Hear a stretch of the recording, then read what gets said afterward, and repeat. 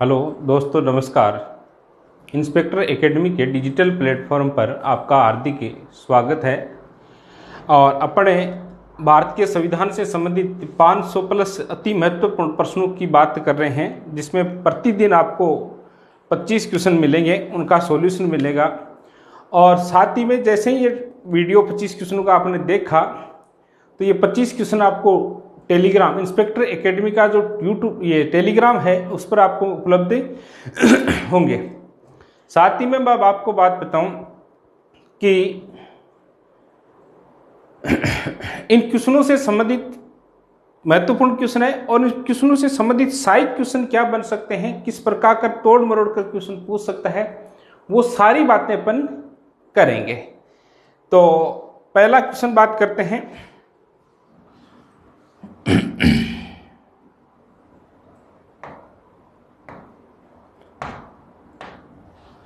पहला क्वेश्चन है, किस अधिनियम के द्वारा ब्रिटिश संसद ने, किस एक्ट के द्वारा ब्रिटिश जो पार्लियामेंट है उसने चाय और चीन, दो शब्द ध्यान रखना महत्वपूर्ण है। एक शब्द है चाय और दूसरा शब्द है चीन। चाय व चीन के साथ व्यापार को छोड़कर, एक तो ईस्ट इंडिया कंपनी चाय के साथ व्यापार कर सकती है और एक चीन के साथ व्यापार कर सकती है, छोड़कर ईस्ट इंडिया कंपनी के भारत के साथ व्यापारिक एकाधिकार क्या कर दिए, समाप्त कर दिए। कि ईस्ट इंडिया कंपनी है जो चीन व चाय के साथ व्यापार कर सकती है और उसके बाकी सभी एकाधिकार क्या कर दिए, किस एक्ट के तहत अधिनियम समाप्त कर दिए। तो ब्रिटिश पार्लियामेंट है जो कुल 4 चार्टर एक्ट लेकर आती है। पहला चार्टर एक्ट था उसका 1793, दूसरा था 1813, तीसरा था 1833 और चौथा था 1853। कितने चार्टर एक्ट थे? 4। अब देखो 1793 में जब पहला चार्टर एक्ट लाया गया तो ईस्ट इंडिया कंपनी को यह बोला गया कि कंपनी कितने वर्षों तक,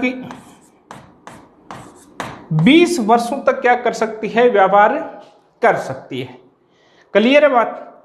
अब उसके बाद क्या हुआ कि 20 वर्षों बाद चार्टर एक्ट लाया गया 1833 का, और 1813 का जो चार्टर एक्ट लाया गया उसमें प्रावधान किया गया कि कंपनी चाय व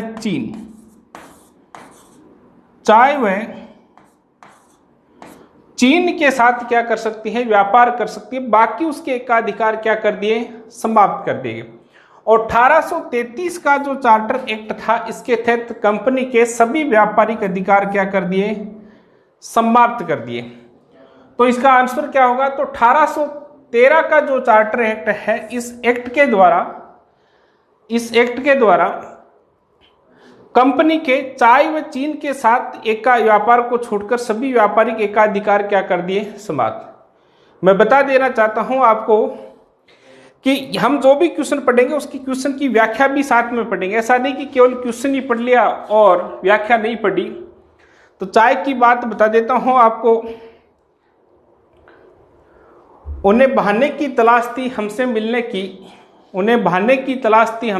मिलने की, और मौका पाकर हमने भी बता दिया कि हमें चाय अच्छी बनानी आती है।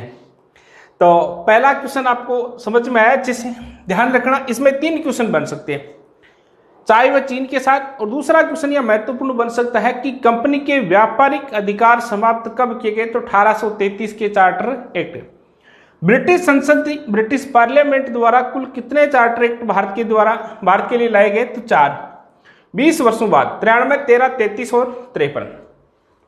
नेक्स्ट क्वेश्चन देखिएगा। Next question UPSC pre exam 2012 में पूछा गया है। और क्या क्वेश्चन है देखो,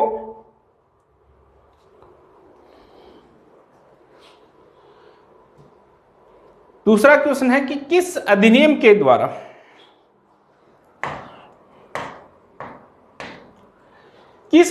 द्वारा भारतवासियों को अपने देश के प्रशासन में कुछ हिस्सा लेना संभव बनाया। इस बात को समझिएगा। अपन सब भारतवासी हैं और भारतवासियों को जो प्रशासन एडमिनिस्ट्रेशन है उसमें भागीदारी लेने की स्वीकृति कब दी गई। पहले ईस्ट इंडिया कंपनी शासन चल रहा था, उसी का चल रहा था, परंतु भारत का कोई व्यक्ति उस ईस्ट इंडिया कंपनी के प्रशासन में कोई भाग नहीं ले सकता था। तो किस एक्ट के तहत ये प्रावधान किया गया कि भारतीय लोग भी प्रशासन में क्या ले सकते हैं, भाग ले सकते हैं? तो मैं बता देता हूं, 1813 का जो चार्टर एक्ट था, 1833 का जो चार्टर एक्ट था, और इस चार्टर एक्ट की जो धारा थी 87, कौन सी धारा थी? इस एक्ट की जो धारा थी 87, और इस धारा 87 में लिखा गया था कि किसी भी भारतीय को, इस धारा में लिखा था कि किसी भी भारतीय को जन्म स्थान, वंश, धर्म आदि के अधिकार पर अयोग्य नहीं समझा जाएगा। वो ईस्ट इंडिया कंपनी में क्या कर सकता है, सेवा कर सकता है। तो 1833 का जो चार्टर एक्ट था, उस चार्टर एक्ट की धारा थी जो 87, और इस 87 की धारा में लिखा गया था कि धर्म, वंश, जाति, जन्म स्थान के आधार पर किसी भी व्यक्ति को सेवा से या नौकरी से अयोग्य नहीं माना जाएगा। इसके तहत भारतीय लोगों को प्रशासन में क्या दे दी गई, कुछ हिस्सेदारी दे दी गई। तो नेक्स्ट क्वेश्चन देखते हैं। 1935 का ईस्ट इंडिया एक्ट क्यों महत्वपूर्ण है? जो 1935 का जो भारतीय शासन अधिनियम था वो क्यों महत्वपूर्ण था? देखो, 1935 का भारत शासन अधिनियम ये सबसे महत्वपूर्ण तो इसलिए था कि भारत का जो संविधान है, उस भारतीय संविधान के 2/3 भाग, कितना भाग?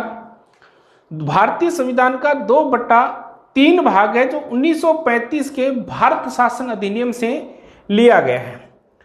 देखो, ये क्यों महत्वपूर्ण है, इसके ऑप्शनों की बात करते हैं। इसके द्वारा रियासतों का एकीकरण किया गया? नहीं। रियासतों का एकीकरण किसके द्वारा? भारत का एकीकरण करता कौन था? सरदार वल्लभ भाई पटेल। भारत का विभाजन किस योजना के तहत? माउंटबेटन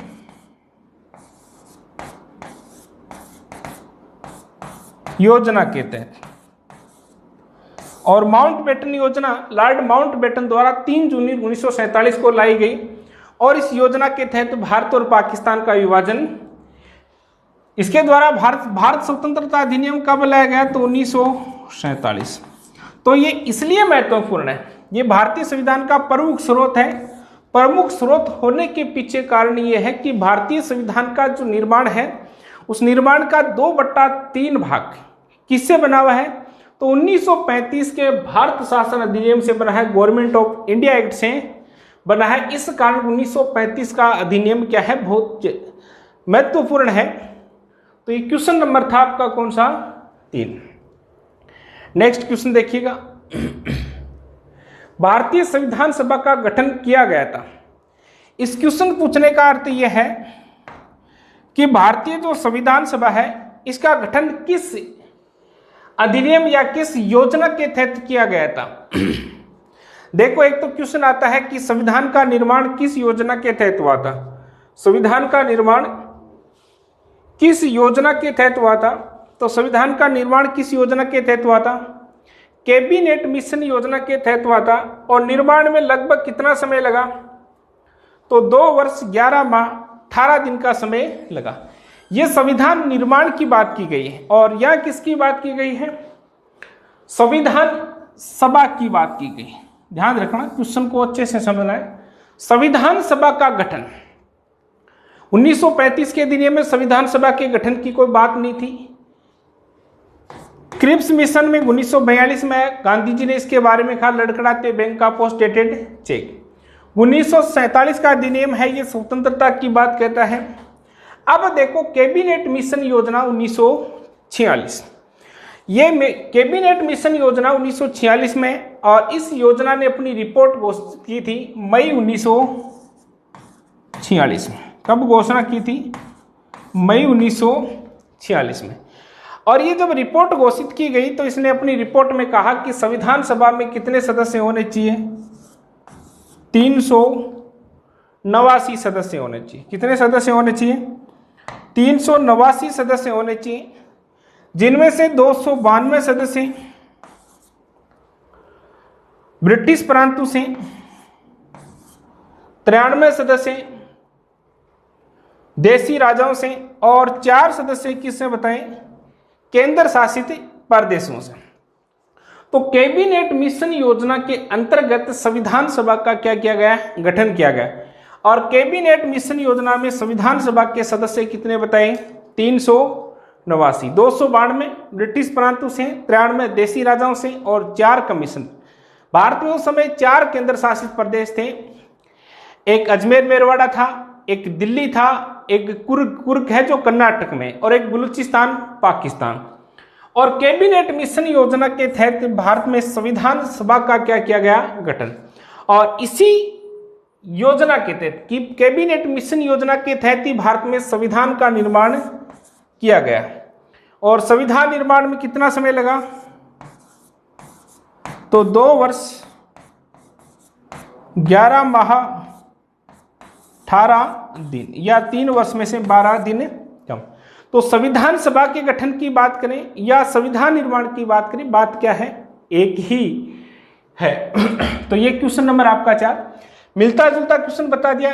कैबिनेट मिशन ने संविधान सभा के सदस्य कितने बताए, और इस योजना के तहत जब चुनाव आता संविधान सभा का तो कितनी सीटों पर हुआ था, तो ये ध्यान रखना कितनी सीटों पर चुनाव हुआ था, 296 सीटों पर क्या हुआ था, चुनाव हुआ था।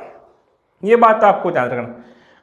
बताए कितने, 389, और चुनाव कितनी सीटों पर हुआ, 296, 208 कांग्रेस को मिलते हैं, मुस्लिम लीग को मिलते हैं। सारी बातें अपन आगे जैसे क्वेश्चन आएंगे वैसे बात करेंगे। नेक्स्ट क्वेश्चन देखिएगा, बहुत ही अच्छे स्तर का क्वेश्चन है। RS प्री एग्जाम 2013 जो रद्द हुई थी उसी की बात है। RS प्री एग्जाम 2013 में क्या पूछा गया कि संविधान सभा के, इसमें एक तरफ कोटेशन दिए गए हैं, एक तरफ क्या करना है, मिलान करना है। देखो पहला क्वेश्चन, पहला कोटेशन है, संविधान सभा के पहले उपाध्यक्ष कौन थे। अब संविधान सभा के पहले उपाध्यक्ष की बात की गई, किसकी बात की गई है, उपाध्यक्ष की बात की गई है। अध्यक्ष कौन थे। अब जब संविधान सभा के अध्यक्ष की भी अपन बात करते हैं तो कितने अध्यक्ष, 2 आते हैं, एक संविधान सभा का प्रथम अध्यक्ष और एक संविधान सभा का प्रथम स्थायी अध्यक्ष। कौन था प्रथम अध्यक्ष, डॉक्टर सच्चिदानंद सिन्हा जो अस्थायी था, और स्थायी कौन, तो डॉक्टर राजेंद्र प्रसाद। संविधान सभा के पहले उपाध्यक्ष कौन थे, तो पहले उपाध्यक्ष बता देते हैं, HC मुखर्जी। पहले कौन थे, HC मुखर्जी संविधान सभा के पहले क्या थे, उपाध्यक्ष। प्रारूप समिति के मूलतः एकमात्र कांग्रेसी सदस्य। देखो प्रारूप समिति का आगे क्वेश्चन आएगा, मैं बता देता हूं आपको कुल कितने सदस्य थे, 7 थे, हटकर कितने बन गए, अध्यक्ष कौन था, कब गठन, इसकी बात करेंगे। पर यहां एक क्वेश्चन पूछा गया, प्रारूप समिति के मूलतः एकमात्र कांग्रेसी सदस्य थे, मूलतः एकमात्र कांग्रेसी सदस्य कौन थे, तो KM मुंशी थे। नेक्स्ट देखो, इसमें एक तीसरा कोटेशन आता है कि राजस्थान की रियासतों का प्रतिनिधित्व करने वाले संविधान के सभा के सदस्य थे, कौन थे, तो ध्यान रखना राजस्थान से कुल संविधान सभा में सदस्य कितने गए थे, 12 गए थे, कोई महिला सदस्य भी नहीं थी। और इन सदस्यों का प्रतिनिधित्व करता कौन था, VT कृष्णा माचारी। कृष्ण माचारी इसके क्या थे, अध्यक्ष थे। संघ संविधान समिति के अध्यक्ष, ये आपको सबको पता ही है कौन।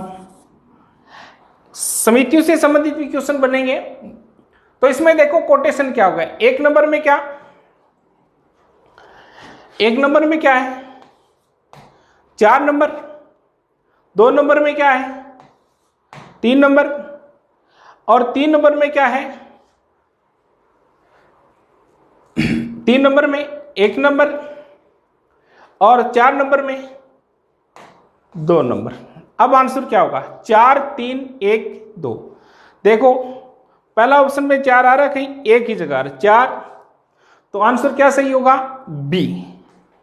बहुत ही अच्छे स्तर का क्वेश्चन है, RS प्री एग्जाम में पूछा गया और अन्य एग्जामों में भी पूछा जा सकता है।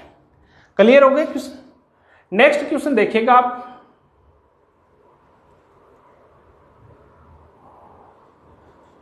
संविधान सभा में चुने गए स्थायी अध्यक्ष कौन थे। देखो यहां आपको मैं 2-3 बात बता देता हूं।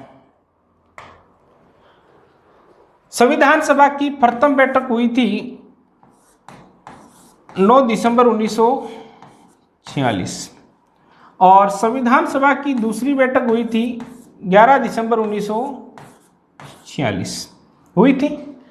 संविधान सभा की जब प्रथम बैठक हुई थी, प्रथम अधिवेशन हुआ था, तो उस समय संविधान सभा का कोई स्थायी अध्यक्ष नहीं था। परंतु क्वेश्चन यहां से बन सकता है कि संविधान सभा की प्रथम बैठक कब? 9 दिसंबर 1946 और इस प्रथम बैठक के अध्यक्ष कौन थे? तो डॉक्टर सच्चिदानंद सिन्हा अध्यक्ष थे, परंतु ये क्या थे? अस्थायी थे। यहाँ बात किसकी की गई है? स्थायी अध्यक्ष की बात की गई। और संविधान सभा का स्थायी अध्यक्ष कब बनाया गया? 11 दिसंबर 1946 को बनाया गया। और 11 दिसंबर 1946 को संविधान सभा का स्थायी अध्यक्ष किसे? डॉक्टर राजेंद्र प्रसाद। भीमराव अम्बेडकर संविधान सभा के अध्यक्ष बने ही नहीं थे। अब देखिएगा स्थायी अध्यक्ष की बात करते हैं। स्थायी संविधान सभा के चुने स्थायी अध्यक्ष कौन थे या प्रथम कौन थे? तो डॉक्टर राजेंद्र प्रसाद। तो डॉक्टर राजेंद्र प्रसाद संविधान सभा के क्या थे? प्रथम निर्वाचित क्या थे? प्रथम स्थायी अध्यक्ष थे। और संविधान सभा के प्रथम अस्थायी अध्यक्ष की बात करेंगे तो कौन? सच्चिदानंद सिन्हा। या क्वेश्चन इससे तोड़ मरोड़ कर पूछ लिया जाए कि संविधान सभा के स्थायी अध्यक्ष डॉक्टर राजेंद्र प्रसाद को कब बनाया गया? तो 11 दिसंबर 1946 को बनाया गया था। ठीक है, तो दोनों क्वेश्चन यहां से क्या हो गए? क्लियर हो गए। नेक्स्ट क्वेश्चन देखिएगा। क्वेश्चन देखो, यूपीएससी एग्जाम में पूछा गया संविधान सभा की प्रथम बैठक की अध्यक्षता कौन करता है? संविधान सभा की प्रथम बैठक की अध्यक्षता कौन करता है? अभी बात बताई थी कि संविधान सभा की प्रथम बैठक कब हुई? संविधान सभा की प्रथम बैठक कब हुई थी? 9 दिसंबर 1946 को हुई।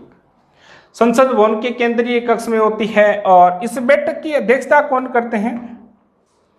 तो संविधान सभा की प्रथम बैठक, और प्रथम बैठक में कोई स्थायी अध्यक्ष नहीं था। क्या था? अस्थायी अध्यक्ष। और संविधान सभा का प्रथम अस्थायी अध्यक्ष या प्रथम अध्यक्ष कौन था? तो डॉक्टर सच्चिदानंद सिन्हा। आंसर क्या होगा? सीधा क्वेश्चन है। यदि प्रथम अध्यक्ष या अस्थायी अध्यक्ष पूछे तो कौन? डॉक्टर सच्चिदानंद सिन्हा। और स्थायी अध्यक्ष पूछे तो कौन? डॉक्टर राजेंद्र प्रसाद। और राजेंद्र प्रसाद कब बनाए गए? तो 11 दिसंबर 1946 को। और प्रथम बैठक कब हुई? संविधान सभा की प्रथम जो बैठक है या अधिवेशन है तो कब होता है? 9 दिसंबर 1946। और प्रथम बैठक के समय संविधान सभा का कोई स्थायी अध्यक्ष नहीं था। क्या था? अस्थायी अध्यक्ष था। और अस्थायी अध्यक्ष कौन? डॉक्टर सच्चिदानंद सिन्हा। तो यहाँ किसके द्वारा प्रथम बैठक की अध्यक्षता की गई? तो डॉक्टर सच्चिदानंद सिन्हा के द्वारा अध्यक्षता की गई। नेक्स्ट क्वेश्चन देखो, निम्न में से किनसे भारत में अंग्रेजी शिक्षा की नींव डाली? बड़ी समस्या है अंग्रेजी। अंग्रेजी आती नहीं। अंग्रेजी भी मोहब्बत की तरह, न मोहब्बत होती है न अंग्रेजी आती है। ठीक है, दोनों करते रहते हैं, होता कुछ है नहीं। तो अंग्रेजी शिक्षा की बात की, बहुत बड़ी समस्या अंग्रेजी शिक्षा। यदि अंग्रेजी नहीं होती तो हम भी कोई कलेक्टर होते। अंग्रेजी आती नहीं। कपिल शर्मा भी यही बात कहता है कि हमारे बीच में सबसे बड़ी समस्या क्या? हाँ, अंग्रेजी आती है, शाम 8 बजे आती है, वो कंपटीशन में काम नहीं आती है। और अभी तो चुनाव का माहौल है, जिस चौराहे पर जाओ उस चौराहे पर आपको अंग्रेजी मिलेगी, तो लेते रहना, फायदे की चीज है। तो देखो, अंग्रेजी शिक्षा की नींव पड़ी। शुरुआत की बात करते हैं तो देखो 1813 का चार्टर, इसमें कोटेशन दिए गए, कौन कौन कोटेशन सही है। तो 1813 का चार्टर एक्ट में एक शिक्षा से संबंधित एक प्रावधान किया गया था कि प्रति वर्ष 1 लाख रुपए भारतीय शिक्षा पर, इंडियन एजुकेशन सिस्टम पर क्या किए जाएंगे? खर्च किए जाएंगे। खैर कोई बात नहीं, ये प्रावधान कर दिया 1813 के चार्टर एक्ट के तहत। और general committee of public instruction 1823 एक समिति बनाई गई 1823 में कि 1 लाख रुपए जो दिए हैं, खर्च करेंगे एजुकेशन पर, ये एजुकेशन पर खर्च किस प्रकार से करेंगे, इसके अध्ययन को लेकर एक कमेटी बनाई गई थी 1823 में। और लॉर्ड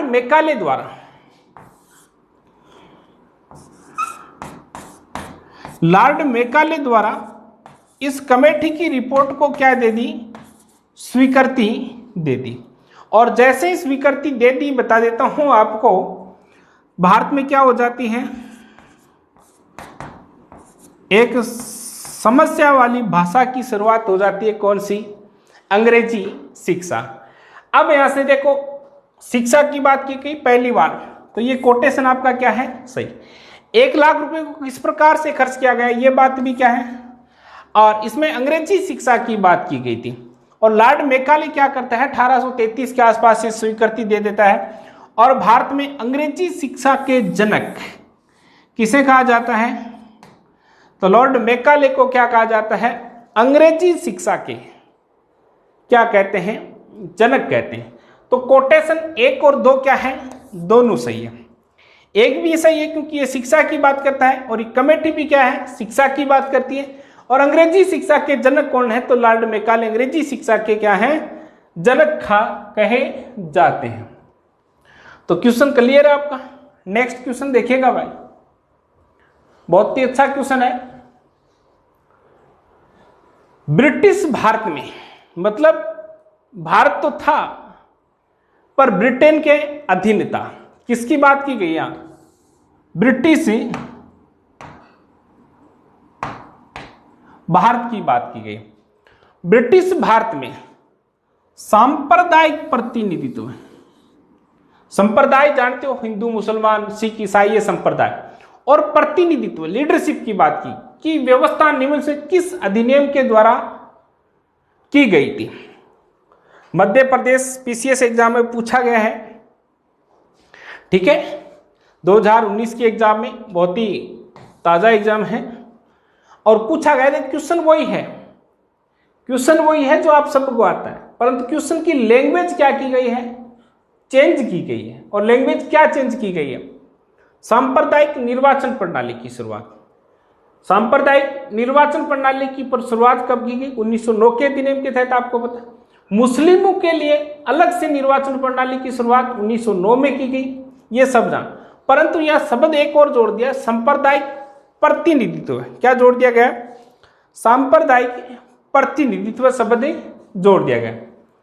अब देखो ये किसके द्वारा, तो मिंटो मार्ले सुधार अधिनियम 1909 के द्वारा प्रावधान किया गया। और इसके तहत क्या प्रावधान किया जाता है क्या प्रावधान किया जाता है, तो पहले तो ये बता देता हूं कि मार्ले और मिंटो कौन थे। एक था मिंटो और एक कौन था, मार्ले। एक मार्ले है और एक कौन है, मिंटो है। और सुधार अधिनियम 1909 की बात की गई है। इसमें देखो मैं बताऊं आपको,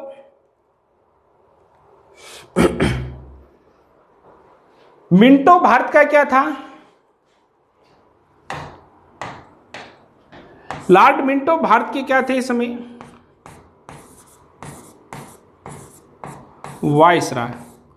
और जॉन मार्ले क्या थे,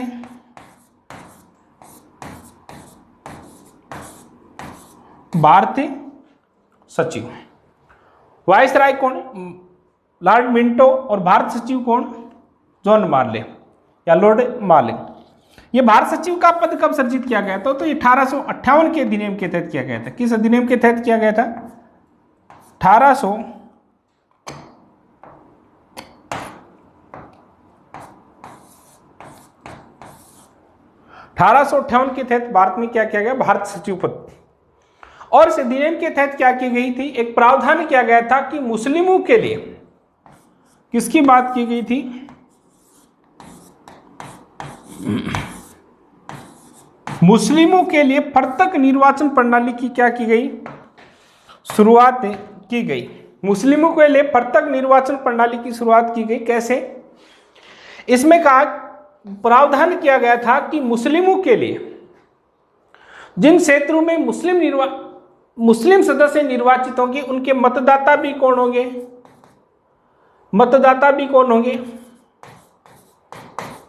तो मुस्लिम ही होंगे। कौन होंगे? मतदाता भी कौन होंगे? मुस्लिम। तो मुस्लिमों के लिए पृथक निर्वाचन प्रणाली की क्या की गई थी? शुरुआत की गई थी 1909 के तहत। इसमें प्रावधान किया गया था कि मुस्लिम सदस्यों का चुनाव केवल मुस्लिम मतदाताओं द्वारा ही किया जाएगा। बात को समझिए कि जो मुस्लिम सदस्य जो इलेक्टेड होंगे, उनके जो वोटर्स होंगे वो भी कौन होंगे? मुस्लिम ही होंगे, मोमडनी होंगे। अब देखो क्या होता है, जैसे इस प्रणाली की शुरुआत की गई तो मैं बताऊं आपको, जॉन मार्ले जो भारत सचिव था, ये जॉन मार्ले क्या करता है, लॉर्ड मिंटो को एक पत्र लिखता है।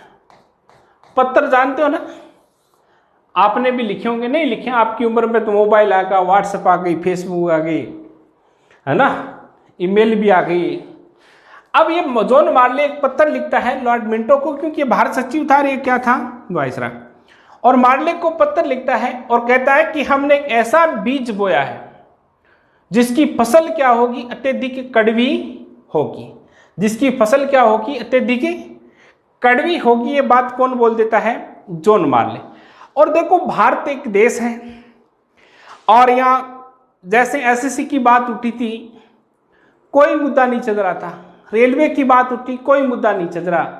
यहाँ सांप्रदायिकता की बात आती है ना, तो बड़े बड़े पीएचडी होल्डर भी लट लेकर खड़े हो जाते हैं मैदान में। देश की चिंता नहीं है, विकास की चिंता नहीं है, अपने आने वाली पीढ़ियों की चिंता नहीं है। किसकी चिंता है? सबको, संप्रदाय। और संप्रदाय की चिंता उन्हीं को है जिनको चुनाव लड़ना। बाकी किसी को संप्रदाय से कोई लेना देना नहीं है। जो अपना चुनाव लड़ना चाहते हैं और इसे पूरे देश को घोल रखा है, और इसका परिणाम क्या होना है? घातक होना। भारत पीछे की ओर जा रहा है। ये सांप्रदायिकता जैसे जैसे बढ़ रही है, भारत विश्व में बड़ा देश नहीं, इसकी ग्रोथ क्या हो रही है? डाउन हो रही है। इस बात को आप ध्यान देख लेना। अब मुस्लिमों के लिए, मुस्लिमों का मतदाता और ये पत्र लिख जाता है कि हमने ऐसी फसल बोई है, जिसके ऐसे बीज बोए हैं जिसकी फसल क्या होगी? अत्यधिक कड़वी। और सांप्रदायिकता एक देश के लिए क्या है? चुनौती है, और चुनौती को स्वीकार करना है, और शिक्षित वर्ग इसको स्पेशल ध्यान दे। अब देखो पत्र की बात हो गई, 1909 का अधिनियम हो गया। अब देखिएगा इसमें पत्र की बात करते हैं। आजकल पत्र का फॉर्मूला चलता नहीं है, तो पत्र की बात आएगी तो बता ही देता हूं कि तेरे खत से पता है कि तेरे इश्क की गवाही आज भी मेरे पास रखी है। तो मुस्लिमों की बात होगी, पृथक निर्वाचन प्रणाली की बात होगी, तो ये थोड़ा सा ध्यान रखना है। इस समय वाइसराय कौन था? Lord Minto. भारत सचिव कौन था? जॉन मार्ले था। और एक ये उभरते हुए प्रजातंत्र को मार डाला। ये केम मुंशी एक बात कहते हैं कि उभरते हुए प्रजातंत्र बढ़ रहा था, परंतु हिंदू मुसलमान कर दिया तो आपस में लड़ेंगे, वापस क्या आ जाएगा? प्रजातंत्र, लोकतंत्र की जो नींव है वो ढह से जाएगी। इसके बारे में कोटेशन ये भी आता है। अब देखिएगा केंद्र में द्वैध शासन किस अधिनियम के तहत अंतर्गत स्थापित किया? यह हर तीसरी एग्जाम में क्वेश्चन पूछा जाता है। हर तीसरी एग्जाम में द्वैध शासन की बात की जाती है, हर तीसरी एग्जाम में। देखो यहां से बात को सुनना है, द्वैध शासन है क्या? पहले बात करते हैं द्वैध शासन शब्द का जिक्र कब होता है, तो 1919 के अधिनियम के तहत होता है। किस अधिनियम के तहत होता है? 1919 के अधिनियम के तहत होता है द्वैध शासन। और इसमें क्या होता है, 1919 के अधिनियम के तहत 1909 में कोई द्वैध शासन की बात नहीं थी। 1919 और 1935 दोनों द्वैध शासन आते हैं, दोहरे शासन की बात करते हैं। देखो द्वैध शासन है क्या, इसमें क्या होता है कि जो विषय हैं उनको दो भागों में बांट दिया जाता है। दो भाग कैसे? एक बांट दिया जाता है आरक्षित विषय, और दूसरा कौन सा बांट दिया जाता है? स्थानांतरित विषय। आरक्षित विषय कौन, इनका रक्षक कौन था? गवर्नर, और इनकी जिम्मेदारी भी किसकी होती थी? गवर्नर की। और स्थानांतरित विषय किसके पास? विधान परिषद के पास, और इनकी जिम्मेदारी भी किसकी? उत्तरदायित्व भी किसका? विधान परिषद का। अब क्या होता है, द्वैध शासन विषयों को दो भागों में बांट दिया गया, गवर्नर के पास दे दिए गए, एक विधान परिषद के पास। 1919 का अधिनियम के तहत तो क्या किया गया था, प्रांतों में द्वैध शासन, किसमें बात की गई थी, प्रांतों में द्वैध शासन, जो प्रांत थे, जो स्टेट थे, उनमें द्वैध शासन प्रारंभ किया गया था। किस अधिनियम के तहत, 1919 के भारत सरकार अधिनियम के द्वारा। और 1935 प्रांतों की बात करें तो कौन सा अधिनियम, 1919, या किसकी बात की गई, केंद्र में, सेंट्रल गवर्नमेंट की बात की गई, केंद्र में द्वैध शासन की बात। अब 1919 का अधिनियम में तो प्रांतों में द्वैध शासन, परंतु 1935 का जो अधिनियम है उसके तहत प्रावधान किया गया कि प्रांतों में जो तो द्वैध शासन था क्या कर दिया गया, समाप्त, और केंद्र में द्वैध शासन की क्या कर दी गई, शुरुआत कर दी गई। अब क्वेश्चन 3 बन सकते हैं, यहां से 3 क्वेश्चन। प्रांतों में द्वैध शासन की शुरुआत 1919 के अधिनियम के तहत, प्रांतों में द्वैध शासन कब समाप्त किया, 1919 के अधिनियम, और केंद्र में द्वैध शासन की शुरुआत कब की गई, तो 1935। है क्या, आरक्षित और स्थानांतरित विषयों में बांटा गया। ठीक है, एक गवर्नर पर उत्तरदायी था और एक की कौन थी, विधान परिषद उत्तरदायी थी। अब देखेगा आगे क्वेश्चन आता है, 11 नंबर का क्वेश्चन है, भारतीय विधान पालिका में प्रथम बार द्विसदनीय बनाएगी। देखो पहले ये एक सदनीय थी और उसके बाद इसको क्या कर दिया गया, 2 सदनीय कर दिया गया। एक सदनीय में क्या प्रावधान था और द्विसदनीय में क्या था, ये बात करेंगे। तो देखिएगा, भारतीय विधान पालिका, वो विधानसभा की बात है, विधानमंडल की बात की गई है, प्रथम बार द्विसदनीय की गई। तो देखो इसका सीधा आंसर देखा जाए तो भारत में द्विसदनात्मक विधानमंडल की व्यवस्था की गई थी 1919 के भारत सरकार अधिनियम के द्वारा। किस अधिनियम के द्वारा की गई थी, 1919 के भारत सरकार अधिनियम के द्वारा। इससे पहले क्या था, भारत में पहले था, एक थी परिषद जिसका नाम था उच्च परिषद, या इसका दूसरा नाम लें तो इसका दूसरा नाम था राज्य परिषद। और राज्य परिषद का इस समय कार्यकाल कितना था, तो 5 वर्ष का था। अब यहां से आज तक ये क्वेश्चन बहुत बार पूछा गया है भारत में द्विसदनात्मक विधानमंडल की, परंतु क्वेश्चन ये भी पूछा जा सकता है, उस समय 2 सदन थे, उच्च परिषद या राज्य परिषद थी, और इस राज्य परिषद में कुल मेंबर कितने थे, 60 में से 20 अधिकतम क्या हो सकते थे, सरकारी मनोनीत हो सकते थे या सरकारी सदस्य थे। उच्च परिषद थी या राज्य परिषद थी, उसमें कुल सदस्य कितने थे, 60 थे, और इनका कार्यकाल कितना था, 5 वर्ष था। और अब क्या होता है, 1919 के अधिनियम के तहत होता है कि निचला सदन भी क्या कर दिया जाता है, गठित कर दिया जाता है। पहले केवल क्या था, उच्च सदन था, निचला सदन नहीं था, और इसके तहत क्या ला दिया गया, निचला सदन ला दिया गया। और इसमें कुल सदस्य कितने कर दिए गए, पहले निचले सदन की कार्यकाल की बात करते हैं, कार्यकाल कितना, 3 वर्ष। कुल सदस्य कितने, 140 में से 100 क्या थे, निर्वाचित, और 40 क्या थे, मनोनीत। ये नॉमिनेट मेंबर होते थे गवर्नर द्वारा, और 100 क्या होते थे, इलेक्टेड होते थे। तो उच्च सदन और निम्न सदन 2 प्रावधान कर दिए गए। इसे निचला सदन बोला गया, उस समय विधान परिषद की बात है, ये राज्य परिषद या उच्च परिषद की बात बोली गई है। तो किस एक्ट के तहत भारत में द्विसदनात्मक विधानमंडल, तो 1919 के अधिनियम के तहत भारत में द्विसदनात्मक विधानमंडल की बात की गई। आगे नेक्स्ट क्वेश्चन, यूपीएससी मेंस का पूछा गया क्वेश्चन था, Madhya Pradesh PCS exam, Madhya Pradesh PCS exam 2017 का क्वेश्चन है। निम्नलिखित में से किस अधिनियम को द्वारा संवैधानिक निरंकुशता का सिद्धांत कहते हैं, इसमें ज्यादा सोचने की बात है। संवैधानिक निरंकुशता, भाई संवैधानिक निरंकुश व्यक्ति की बात की गई है किसे, तो देखो इन जो 4 अधिनियम है, ये 1909 का है, 1947 का है, 1919 का है, 1935 का, इसमें सीधी सी बात सोचो आप, सबसे बड़ा अधिनियम कौन सा?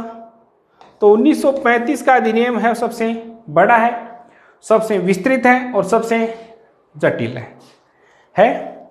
और सबसे विस्तृत और सबसे जटिल होने के कारण इसे क्या कहा गया है? संविधान का निरंकुशता सिद्धांत कहा गया है। तो इसका आंसर क्या होगा? 1935 का भारत सरकार अधिनियम इसका आंसर है। अब देखिएगा आगे, पढ़िएगा क्वेश्चन। क्या क्वेश्चन है, क्या कहता है?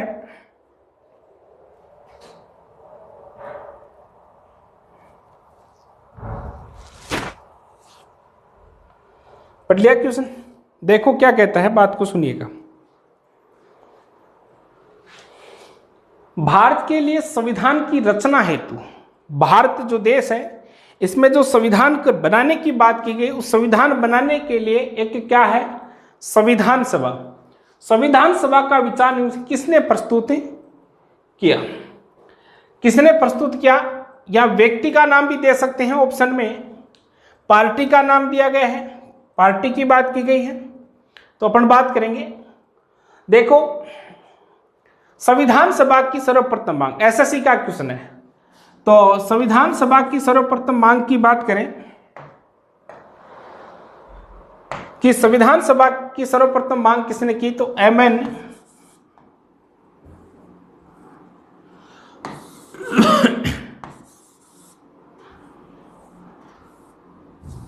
संविधान सभा की सर्वप्रथम मांग किसने की? क्वेश्चन पूछा गया है, तो किसने की? एमएन रॉय ने की। क्लियर बात? एमएन रॉय किस पार्टी का था? तो आपको पता है स्वराज पार्टी। स्वराज पार्टी का 1934 में, स्वराज पार्टी का 1934 में क्या होता है?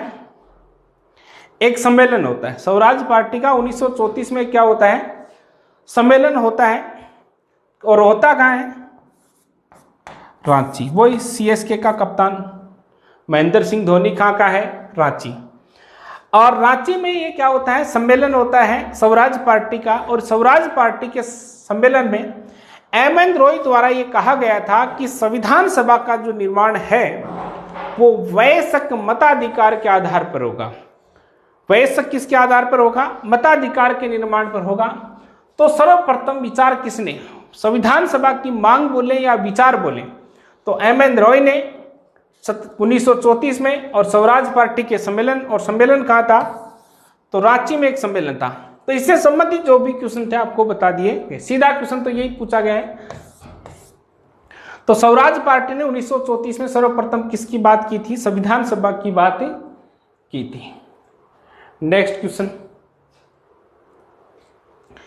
इन व्यक्तियों में से कौन कैबिनेट मिशन का सदस्य नहीं था? देखो, कैबिनेट मिशन अभी बात की थी, संविधान सभा का गठन किस मिशन के तहत, किस योजना के तहत? कैबिनेट मिशन योजना के तहत। कब आया? 1946। संविधान सभा में कितने सदस्य थे कैबिनेट मिशन योजना के तहत? 389। भारतीय संविधान का निर्माण किस योजना के तहत? कैबिनेट मिशन योजना के तहत। कितना समय? 2 वर्ष 11 माह 18 दिन। और क्वेश्चन को थोड़ा सा घुमाकर पूछ लिया जाए कि संसद भवन की बात करें, पार्लियामेंट भवन की बात करें, पार्लियामेंट हाउस की बात करें, तो उसके निर्माण में कितना समय?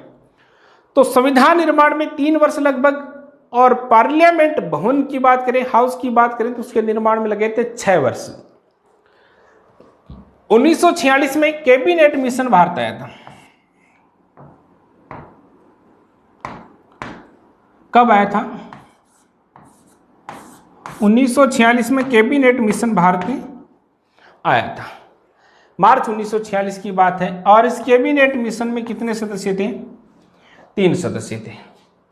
1 नंबर सदस्य था इसका स्टेफर्ड क्रिप्स, 2 नंबर सदस्य था इसका पैथिक लॉरेंस, और 3 नंबर था एबी अलेक्जेंडर या एबी अलेक्जेंडर। ये 3 इसके क्या थे? सदस्य थे। अब देखो, चौथा विलियम हुड नहीं था। तो आंसर तो ये हो गया कि विलियम हुड क्या नहीं था, कैबिनेट मिशन का क्या नहीं था, सदस्य नहीं था।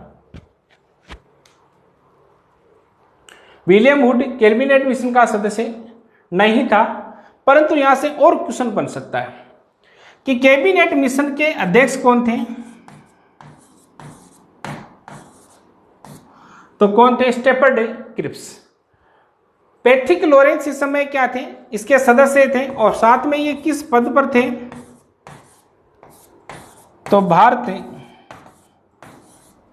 सचिव पद पर। और एवी अलेक्जेंडर क्या थे?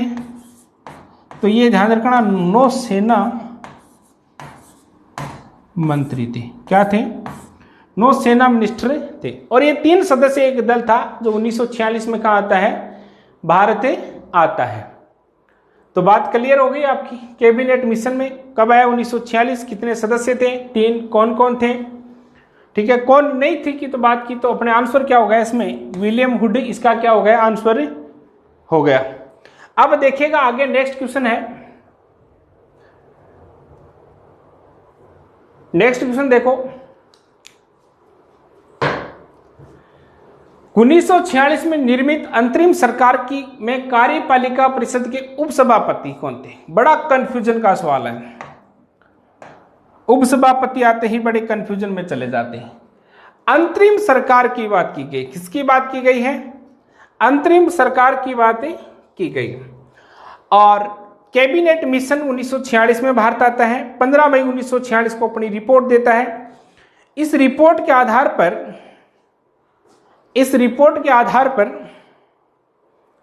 जुलाई 1946 में 296 सीटों पर चुनाव होता है। मुस्लिम लीग संविधान सभा का बहिष्कार करती है। कांग्रेस को बहुमत मिलता है, 208 सदस्य बनते हैं। और बहुमत मिलने के बाद क्या होता है? पंडित जवाहरलाल नेहरू भारत के प्रधानमंत्री बनते हैं। अब क्वेश्चन ये बनता है, भारत की अंतरिम सरकार, पहला शब्द कौन सा? भारत की अंतरिम सरकार। किस सरकार की बात की गई है? अंतरिम सरकार। अंतरिम सरकार भारत में कब बनी? तो 2 सितंबर 1946 को भारत में अंतरिम सरकार बनी। पंडित जवाहरलाल नेहरू देश के प्रधानमंत्री बने। परंतु जब अंतरिम सरकार बनी तो उस समय 2 बात की गई थी कि कार्यपालिका का एक तो क्या होगा? सभापति होगा, और एक क्या होगा? उपसभापति होगा। एक सभापति होगा और एक उपसभापति होगा। सभापति कौन था? उपसभापति कौन होगा? तो जब अंतरिम सरकार बनी तो उसमें बात लिखी गई थी अधिनियम में कि सभापति वायसराय होगा। कौन होगा? वायसराय। कि कार्यपालिका का सभापति है, अध्यक्ष है, वो कौन होगा? अंतरिम सरकार में बात की गई। ऐसा नहीं कि संविधान सभा की बात की, नहीं, अंतरिम। और इसमें सभापति कौन होगा? वायसराय। और उपसभापति की बात करें तो उपसभापति किसको बनाया गया था? तो पंडित जवाहरलाल नेहरू को क्या बनाया गया? उपसभापति बनाया गया। पंडित नेहरू, पंडित जवाहरलाल नेहरू मोतीलाल नेहरू का छोरा था। और चाचा नेहरू भी है, बाल दिवस भी मनाते हैं। वैसे आपने सुना होगा वैलेंटाइन डे के 9 महीने बाद बाल दिवस आता है, पूरा 14 फरवरी से 14 नवंबर। आजकल यही पढ़ना पसंद करते हैं। न्यूज़ चैनल वाले रिया चक्रवर्ती दिखाते हैं, बड़े अच्छे से देखते हैं। रिया चक्रवर्ती ने रात को नींद नहीं आई, करवटें बदली, लोग बड़े ध्यान से पढ़ते हैं। न्यूज़ वाले अच्छे से दिखाते हैं, 4 फोटो भी दिखाते हैं। 1 कटोरी चावल खाए, दही से हाथ धोए और ड्रग्स भी ली। अब बड़ा कंफ्यूजन है कि ड्रग्स क्या आ गया? मैं तो पाया देखा देसी ड्रग्स कटो आएगी। तो चिंता मत करो, ड्रग्स भी कोई चीज़ को नहीं, पाया भी कोई चीज़ को नहीं। जिंदगी में आपका काम का आपका क्या होना चाहिए? जुनून होना चाहिए। न्यूज़ चैनल है वो अपना काम, मेरे भी सोच रहा हूँ कई बार यही न्यूज़ चैनल चला लें। अभी रिया चक्रवर्ती चल रही है, उसके बाद करीना कपूर का तैमूर सेकंड आ जाएगा, अनुष्का का तैमूर फर्स्ट आ जाएगा, तो जिंदगी गुजर जाएगी। कमा लेंगे अच्छे से, टीआरपी भी अच्छी बढ़ जाएगी। तो टीआरपी बढ़ाने के चक्कर में देश बर्बाद हो रहा है, ये किसी को। नेक्स्ट देखो 16 नंबर क्वेश्चन की बात करते हैं। इस क्वेश्चन में बात की गई है कि संविधान सभा के जो प्रारूप करने वाली जो संविधान सभा थी, संविधान का जो प्रारूप संविधान का निर्माण संविधान सभा द्वारा किया गया और संविधान सभा के सदस्यों का निर्वाचन किस प्रकार से हुआ। क्या ब्रिटिश संसद द्वारा नामित थे, ब्रिटिश पार्लियामेंट द्वारा नामित थे, नॉमिनेट नहीं थे, गवर्नर जनरल द्वारा नामित थे, नहीं थे, विभिन्न प्रांतों की विधानसभाओं द्वारा चुना गया। ध्यान रखना, संविधान सभा के जो मेंबर थे, जो सदस्य थे, उनका चुनाव प्रत्यक्ष रूप से न होकर क्या हुआ था, अप्रत्यक्ष रूप से। तो यहां से पहला क्वेश्चन तो यह बन सकता है कि संविधान सभा के सदस्यों का चुनाव क्या हुआ था, अप्रत्यक्ष। और अप्रत्यक्ष रूप से किया किसने था, तो जो विधान प्रांतों की जो विधानसभा के सदस्य थे, प्रांतों की विधानसभा के सदस्य थे, वो किसका चुनाव करते हैं, संविधान सभा के सदस्यों का चुनाव करते हैं। तो अप्रत्यक्ष रूप से विधानसभा सदस्यों द्वारा संविधान सभा सदस्यों का चुनाव किया गया। तो विभिन्न प्रांतों की विधानसभा सदस्यों द्वारा चुनाव गया था, प्रत्यक्ष रूप से चुनाव नहीं हुए थे। जैसे राष्ट्रपति को विधानसभा सदस्य, जैसे राज्यसभा सदस्यों को विधानसभा सदस्य चुनते, तो सेम कंडीशन थी। नेक्स्ट क्वेश्चन देखिएगा 17 नंबर, भारत की संविधान सभा का प्रथम अधिवेशन कब हुआ। भारत की जो पार्लियामेंट थी, इस भारत की पार्लियामेंट का प्रथम अधिवेशन कब हुआ। अब देखो इस बात को समझना, चाहे प्रथम अधिवेशन बोले या प्रथम बैठक बोले या प्रथम सत्र बोले या प्रथम सेशन बोले। जैसे अपन आर्टिकल 85 की बात करते हैं ना, अनुच्छेद 85 की, तो आर्टिकल 85 में ये आता है संसद का सत्र है, संसद का अधिवेशन है, ये सारी बात करते हैं।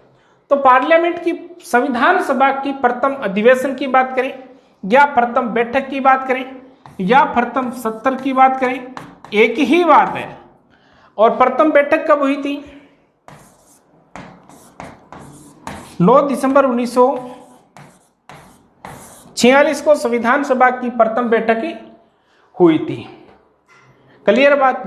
9 दिसंबर 1946 को संसद भवन के केंद्रीय कक्ष में प्रथम बैठक हुई थी और इसकी अध्यक्षता किसने की, तो डॉक्टर सच्चिदानंद सिन्हा। फिर 11 दिसंबर को और 11 दिसंबर 1946 को संविधान सभा की दूसरी बैठक होती है और दूसरी बैठक में संविधान सभा के स्थायी अध्यक्ष किसे बनाए गए, तो डॉक्टर राजेंद्र प्रसाद। और 13 दिसंबर, एक दिन बाद 13 दिसंबर 1946 को संविधान सभा की तीसरी बैठक होती है और भारत के जो प्राइम मिनिस्टर है पंडित जवाहरलाल नेहरू, उन्होंने भारतीय संविधान की प्रस्तावना या उद्देशिका या प्रियम्बल या भारतीय संविधान की आत्मा को प्रस्तुत किया था। आत्मा जानते हो, मिलन होता है आजकल आत्मा से, दिल का तो फालतू में बदनाम है। तो 9 दिसंबर 1946 को संविधान सभा की क्या हुई थी, प्रथम अधिवेशन हुआ था या प्रथम बैठक हुई थी। नेक्स्ट क्वेश्चन देखिएगा भाई,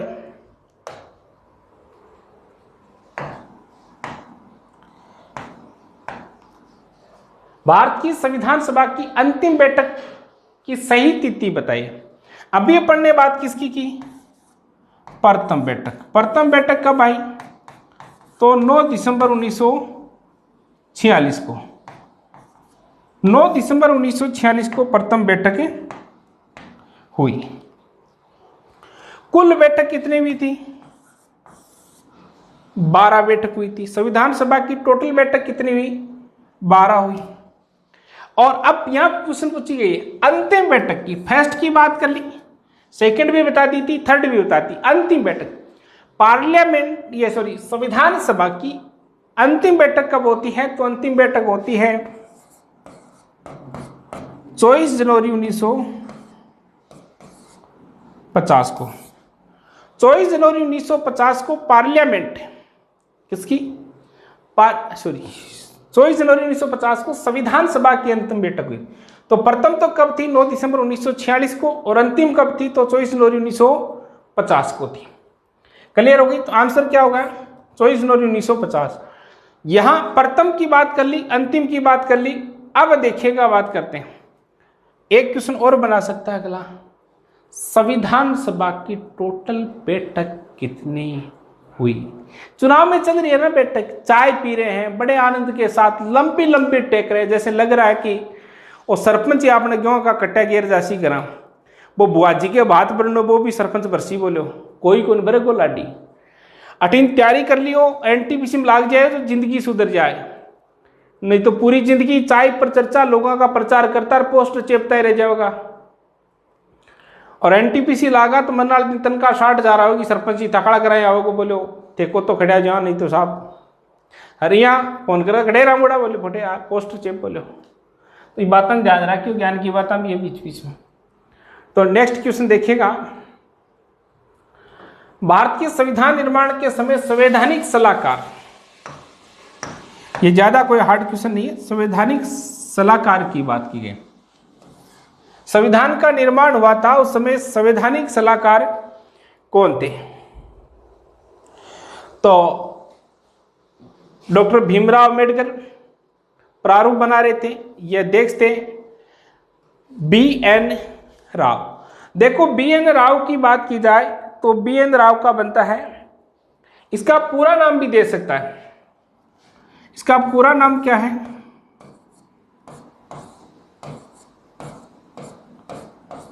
बेनगल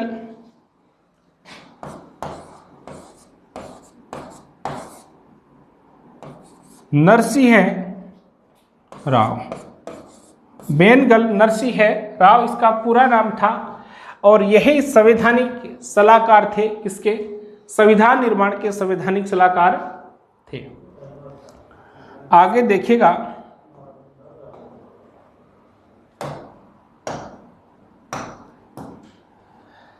संविधान को 26 जनवरी के दिन लागू करने का निर्णय इसलिए किया गया क्योंकि देखो भाई, संविधान सभा संविधान का निर्माण कर रही थी, और निर्माण करते करते उसने निर्माण पूरा भी कर दिया। कब? तो 26 नवंबर 1949 को निर्माण कार्य क्या कर दिया? पूरा कर दिया।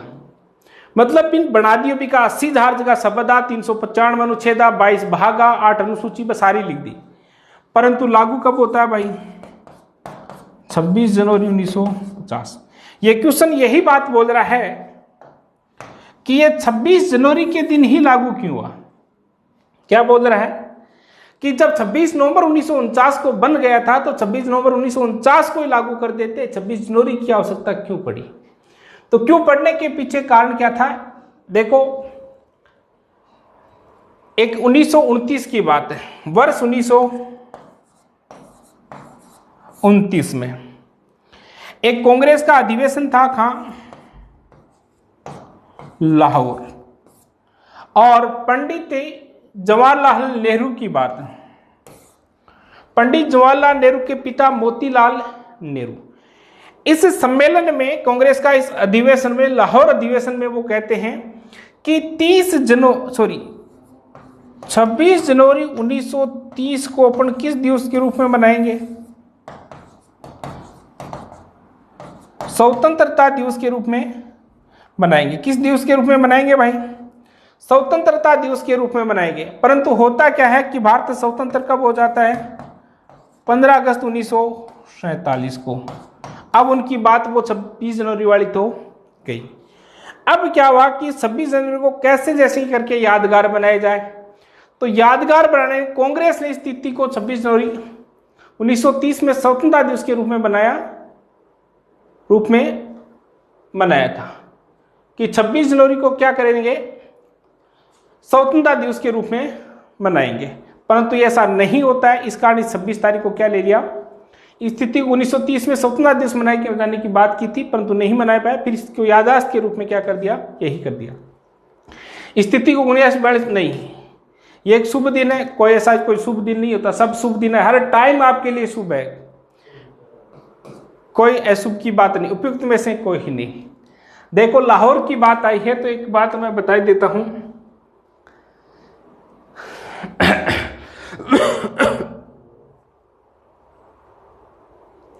लाहौर की बात आई है तो बता देता हूं कि तेरी याद में पेरिस जैसा बंदा भी लाहौर हो गया। तो किसी की याद में इतना मत डूबिए कि आपको लाहौर बनना बन जाए, पेरिस पेरिस ही रहना है। और कोई नाराज भी हो गई तो मेहनत एनटीपीसी की इतनी भयंकर कीजिएगा कि वो खुद लाहौर बन जाए और अपन पेरिस बन जाए। तो ये लाहौर वाली बात होगी। नेक्स्ट क्वेश्चन देखिएगा, भारतीय संविधान में 26 नवंबर 1949 को किसके द्वारा अधिनियमित किया गया? अधिनियमित, अंगीकार या 26 नवंबर 1949 को जो संविधान लिखा गया था वो किसके द्वारा? देखो, भारतीय संविधान का जो निर्माण कार्य है वो सीधी सी बात है किसके द्वारा? संविधान सभा द्वारा किया गया था। भारतीय संविधान सभा के सदस्य किसका निर्माण करते हैं? संविधान का निर्माण करते हैं। भारत के गवर्नर जनरल द्वारा नहीं, भारतीय संसद द्वारा नहीं, ब्रिटिश संसद द्वारा नहीं, किसके द्वारा? संविधान सभा के द्वारा। किसका निर्माण किया गया? तो संविधान का निर्माण किया गया। अधिनियमित का अर्थ होता है लिखित की बात की गई।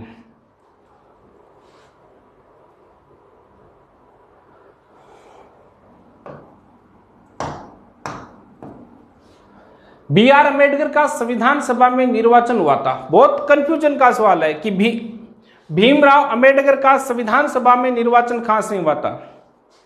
कुछ पश्चिम बंगाल बताते हैं, कुछ मुंबई प्रेसिडेंसी बताते हैं। तो हुआ क्या था?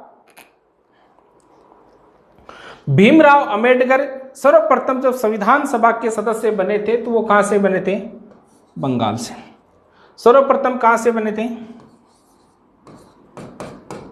बंगाल से, वो भी पश्चिमी बंगाल की बात की है। अब क्या हुआ कि 1947 में 3 जून 1947 को लॉर्ड माउंटबेटन योजना द्वारा भारत व पाकिस्तान का विभाजन हुआ और कहां चले गए? पश्चिम बंगाल कहां चला गया था?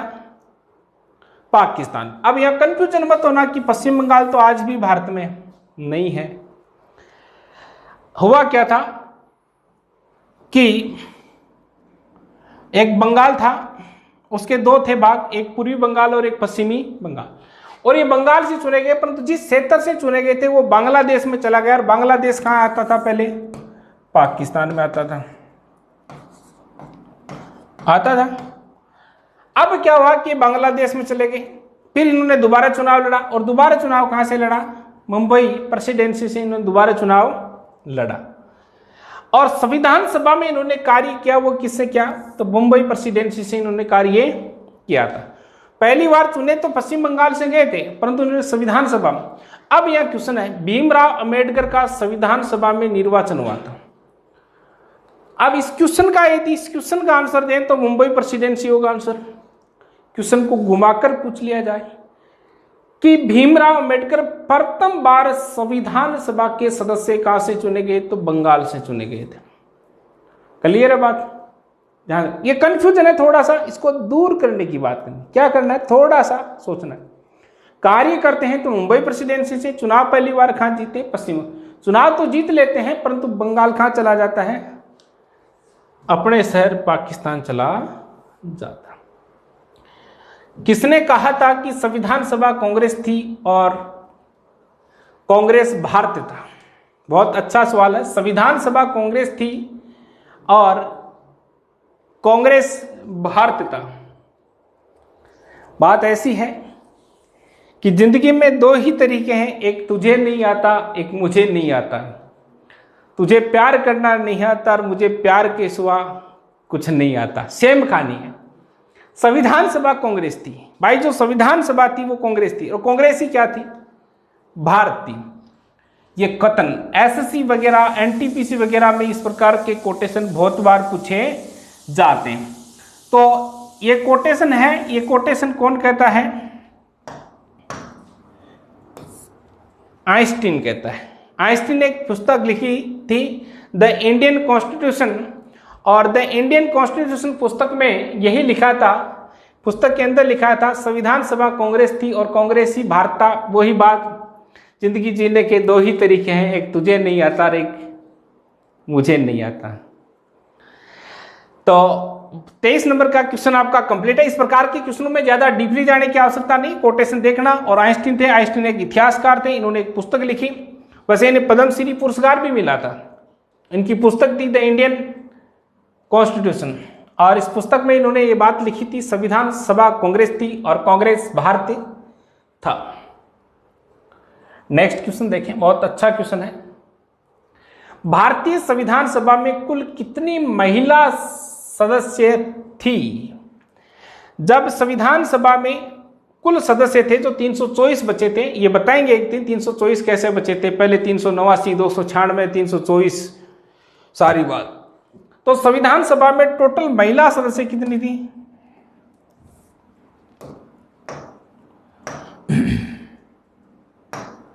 टोटल महिला सदस्य कितनी? 15 थी। कुछ गाइडें 12 भी देती हैं, तो आपको 15 सही करना है। यहां से इसका मिलता जुलता एक क्वेश्चन और पूछा जा सकता है कि महिला सदस्यों की हेड कौन थी? महिला सदस्यों की प्रमुख कौन थी? तो महिला सदस्यों की प्रमुख कौन थी? हंसा मेहता थी। कौन थी? हंसा मेहता। तो महिला सदस्यों की संख्या कुल 15 थी, और इन महिला सदस्यों की जो चीफ थी, मुखिया थी, मतलब F15 लंबी लंबी टेक बाव काम कौन करती? हंसा मेहता करती है, मान लियो। और लंबी लंबी टेक थांटाए सियाणी है एकदम ऑटोमेटिक, हंसने का काम होना है। और हंसा मेहता और क्या थी? इन 15 सदस्यों की अध्यक्ष थी, महिला सदस्यों की। आगे बात को सुनिएगा। नेक्स्ट और लास्ट क्वेश्चन है आज की सीरीज का। भारत का मूल संविधान कहां प्रकाशित हुआ?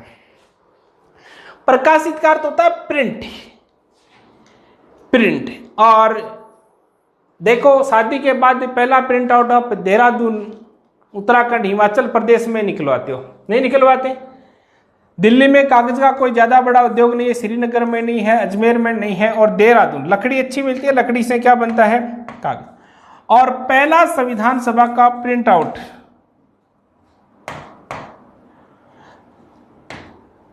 कहां दिया गया? देहरादून में दिया गया। और मूल संविधान कहां रखा? इससे मिलता जुलता एक क्वेश्चन और बन सकता है कि संविधान की जो मूल कॉपी थी, वो मूल कॉपी कहां रखी गई है? तो वो मूल कॉपी रखी गई है संसदीय भवन में। तो ये अपने 25 क्वेश्चन थे, 25 क्वेश्चनों का पूरा एक सीरीज चलेगी। और इन क्वेश्चनों में आप एक बात ध्यान रखना, पूरे भारतीय संविधान का सार आपको दे दिया जाएगा, जिससे संबंधित आपके क्वेश्चन बन सकते हैं। तो मिलते हैं नेक्स्ट क्लास में। आज इतना ही, बहुत बहुत धन्यवाद।